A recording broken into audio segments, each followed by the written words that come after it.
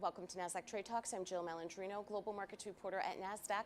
Joining us at the Market Site studio, we have Antonio Soares. He is the CEO of DOC to discuss leveling the playing field for financial inclusivity. Antonio, it's great to have you with us. Welcome to Trade Talks. Great to be here. Thank you, and thanks for joining us. Why are fintechs the catalysts for financial inclusion? Look, if we took Brazil as an example, so there is a lot of things that happens in the past years. We have a very strong regulator that incentivate a lot of competition, and he opens the market for new players like fintechs. And why this is so important? Because if you took traditional banks, so they know how to work with products, but when you look for fintechs, they know how to digitalize, how to bring a lot of new space to the financial inclusion. And if you look for Brazil and Latin America, there is a lot of underbanking and non-banking people. So these companies and these regulations are helping a lot of people to get into the financial system. Why is embedded finance the future, particularly in Latin America? Oh, that's amazing, because basically embedded finance, what is, in the simple definition, is you can transform any company in a bank. So that's, if you're a retailer, if you're a consumer good company, that's just one of the things that DOC is working. So, and if you have a company that has all the relationship with the customer, probably a retailer knows better you than your bank. So this retailer could deliver you more service, more financial service, more accurate and align with your need, because they know that you go there every week, exactly what you buy. And that's why embedded finance is so amazing, because you took traditional products from the banks that are very important, and you deliver it in an individual perspective for an individual customer. That's why I do believe in that embedded finance will grow a lot, not only in Latin America. It's really interesting because it seems as if banks used to give you the product, and now consumers are driving the products that fintechs are delivering to them. Why is credit a challenge for consumers in Latin America? Look, this is other important thing. So, because all the economy, they need credit to grow.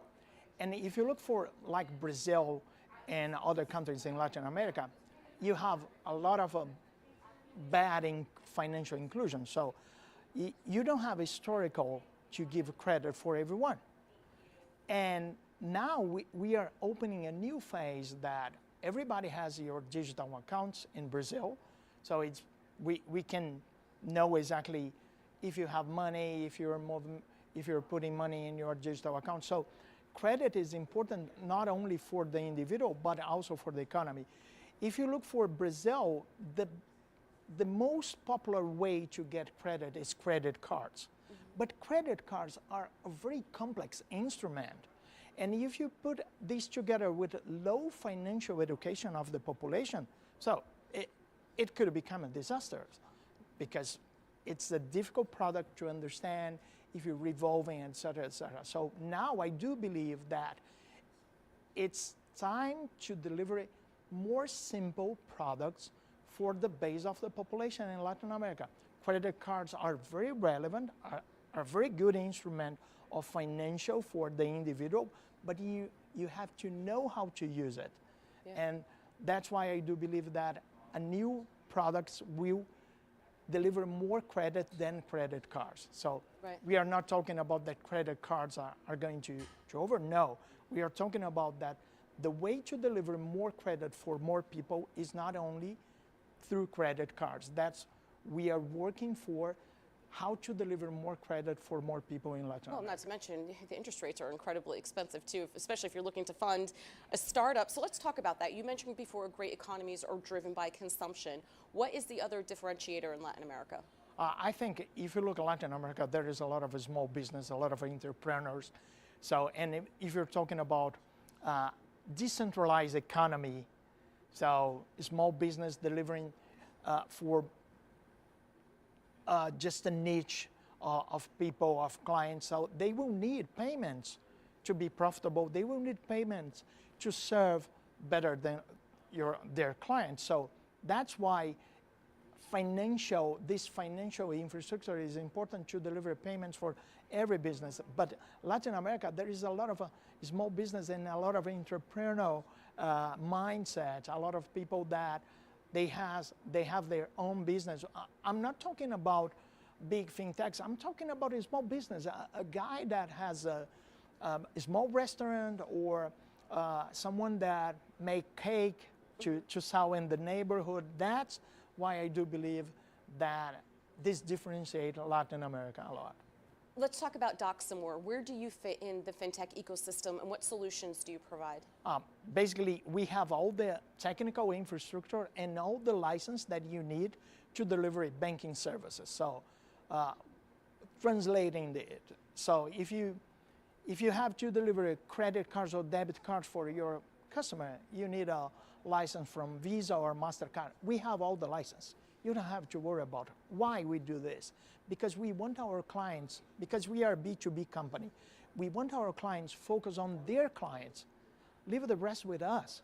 We handle all the license, all this clearing process, all these things that is a kind of a commodity.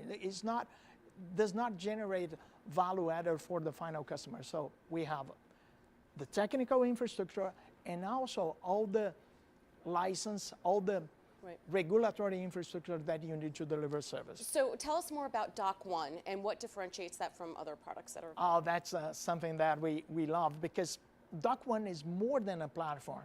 It's a kind of knowledge exchange database, because we are a 20-year company and we have a lot of experience in payments.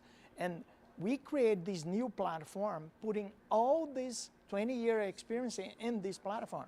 Of course, there is all the technical side of the platform. It's cloud native. It was built from zero. So this is a kind of mandatory things right now. So API, et cetera, et cetera. But the most important thing is that we are putting a lot of payment experience inside this platform. So, and if you look for a company like us, that we are delivering not only in Brazil, but also Mexico, Colombia, Peru, Chile, we have the same platform that you can use in all countries. So that's the beauty of Doc One.